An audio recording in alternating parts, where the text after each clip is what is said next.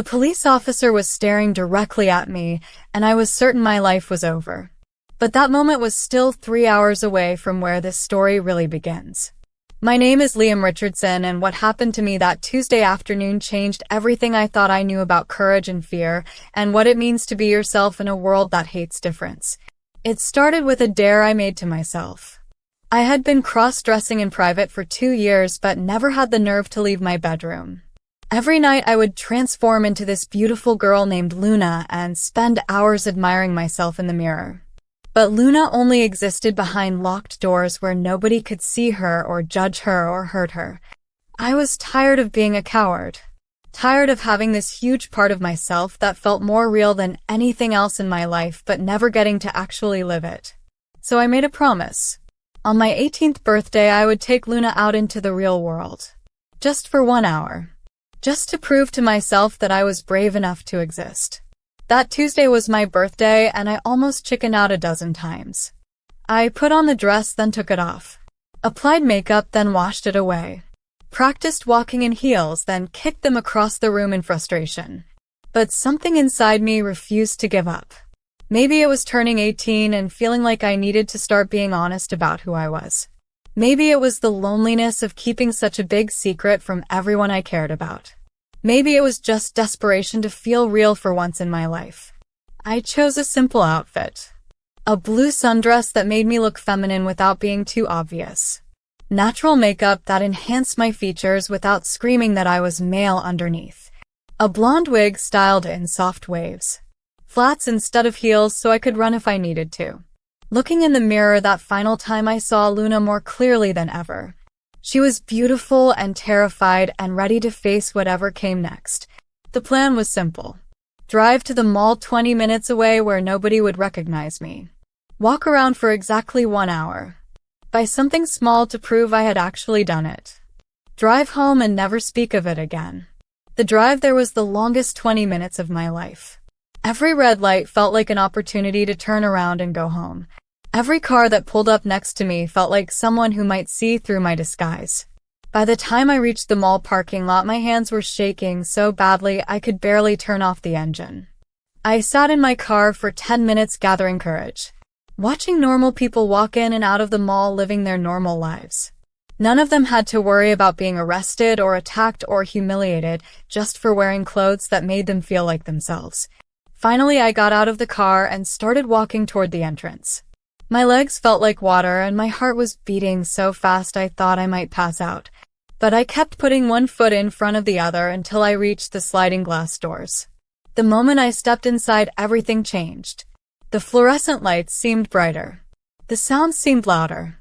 Every person felt like a potential threat who might figure out what I was and decide to hurt me for it. But something incredible happened too. Nobody stared. Nobody pointed. Nobody seemed to notice anything unusual about me at all. I was just another girl shopping on a Tuesday afternoon. I made it exactly 17 minutes before everything went wrong. I was browsing in a clothing store trying to look casual when I heard someone call my name. Not Luna. Liam. My real name in a voice I recognized. I turned around and there was Marcus from my high school standing 10 feet away with his mouth hanging open. Marcus, who had made my life miserable for 4 years. Marcus, who called me names in the hallways and pushed me into lockers whenever teachers were not looking. Marcus, who would absolutely destroy me if he figured out what he was seeing. We stared at each other for what felt like forever. I could see his brain working, trying to process why Liam Richardson was standing in the middle of JCPenney, wearing a dress and makeup and a blonde wig. Then his face changed. The confusion turned into something uglier. Something that made my blood turn to ice. "What the hell are you supposed to be?" he said loud enough for other people to hear. Everyone in the store turned to look at us. Mothers with their children. Teenage girls shopping for prom dresses. Store employees who suddenly looked uncomfortable. All of them staring at me like I was some kind of freak show. "I think you have me confused with someone else," I said in the highest voice I could manage. "Nice try, Liam," Marcus said with a nasty smile. I would recognize that pathetic face anywhere, even with all that makeup on it. The store fell completely silent. I could feel every eye in the place boring into me. Some looked disgusted. Some looked curious. A few looked genuinely sorry for me. Marcus pulled out his phone and started recording. "This is too good not to share," he said. "Wait until everyone at school sees this." That was when panic took over completely. I pushed past him and ran toward the mall exit as fast as I could in flat shoes and a dress that kept catching between my legs. Behind me I could hear Marcus laughing and other people whispering about what they had just witnessed. I made it halfway across the food court before mall security stopped me. Two guards who looked confused but determined to figure out what all the commotion was about. "Miss, we need you to slow down," one of them said. "Is everything all right?" I wanted to keep running, but there was nowhere to go. The mall felt like a maze with no exits. People were staring and taking pictures with their phones. Someone had probably already called the police. "I just want to leave," I whispered. "We understand," the other guard said more gently. "But we need to sort out what happened back there." Someone said there was an incident.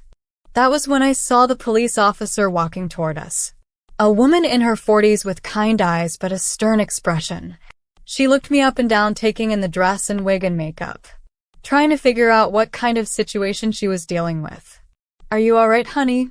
she asked. "Someone called about a disturbance, but you look more scared than dangerous." I started crying then. Not pretty tears, but ugly sobbing that made my makeup run down my cheeks in black streams. All the fear and shame and humiliation of the past hour came pouring out at once. "I just wanted to feel normal for one day," I managed to say between sobs. "I just wanted to be myself without hurting anyone." The officer looked around at all the people still staring and taking pictures. Her expression hardened, but not toward me. Toward them. "Everyone needs to move along right now," she said in a voice that meant business. "Show is over. Anyone I catch posting videos or pictures will be hearing from me personally." The crowd dispersed slowly. The security guards stepped back, giving me space to breathe. The officer handed me tissues and waited patiently while I tried to pull myself together. "What is your name?" she asked quietly. "Liam," I said.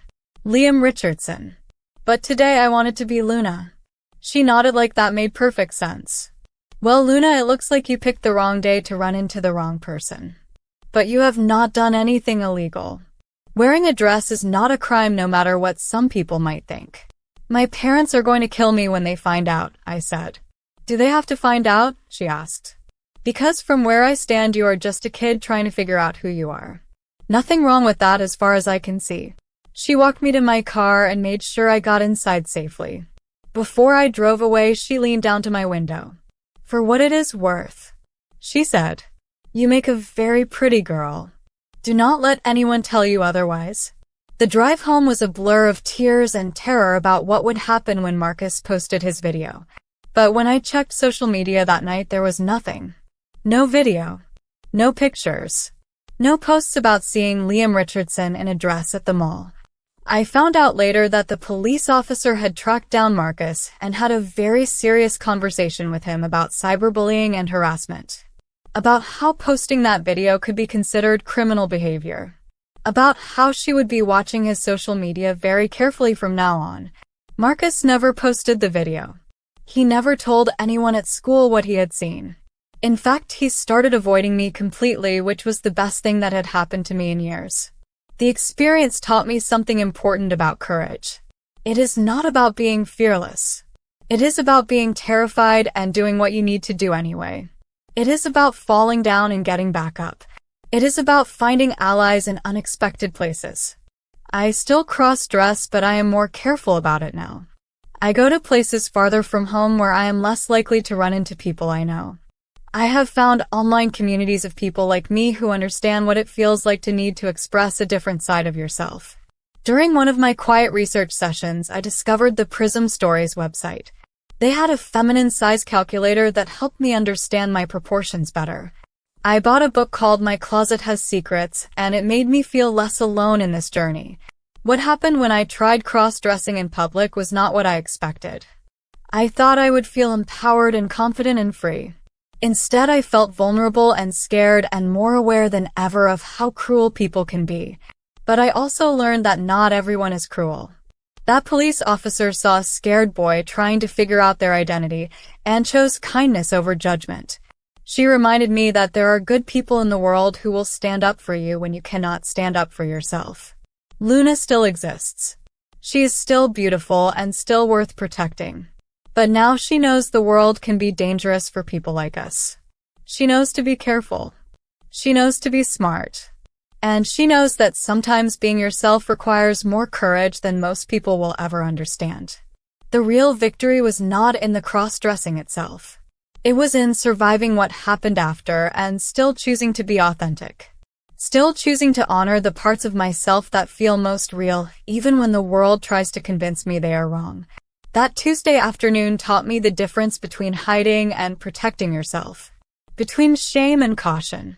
Between giving up and getting smarter. I am still learning how to be Luna safely. How to express femininity without putting myself in danger. How to find spaces where I can be authentic without risking everything. It is harder than I thought it would be. But it is also more important than I ever imagined.